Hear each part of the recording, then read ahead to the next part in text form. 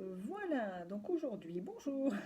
Nous ne sommes pas dans ma cuisine aujourd'hui, donc pour notre baume, pour les lèvres tout simplement, pour l'hiver, il va nous falloir du beurre de cacao. Ça se présente comme ça, le beurre de cacao.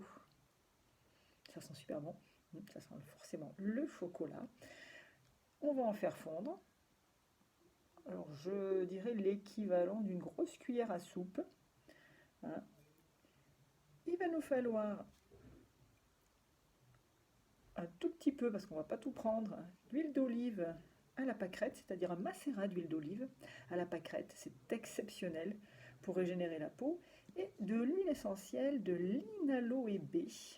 L'huile essentielle qui non seulement régénère, cicatrise, exceptionnelle cette huile essentielle pour les crevasses, quand on a les doigts abîmés, quand on a les lèvres gercées, formidable. Donc on va l'utiliser dans notre baume aujourd'hui. Donc c'est tout simple, je prends mon beurre de cacao que j'ai fait fondre au bain-marie, j'ajoute un petit peu de mon macérat d'huile d'olive, ça va rester liquide, ne vous inquiétez pas, je touille, je touille, on a une préparation qui va rester liquide, j'y ajoute, hop, étant donné qu'on a une toute petite quantité, rappelez-vous bien de ce qu'on disait hier, 1% dermocosmétique de la quantité d'huile, je vais y ajouter 2 gouttes de mon huile essentielle. Ça sent déjà très très bon. Et ensuite, je vais utiliser des petits contenants de ce style-là, ou un plus gros si vous voulez un petit peu plus gros, il n'y a pas de souci, c'est vous qui voyez ce que vous allez utiliser. Je verse.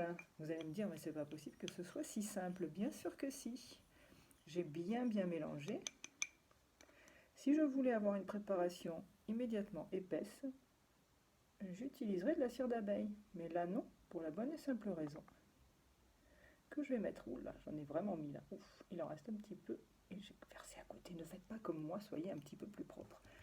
Ce sera mieux. Là, j'ai vraiment fait la cochonne, comme on dit.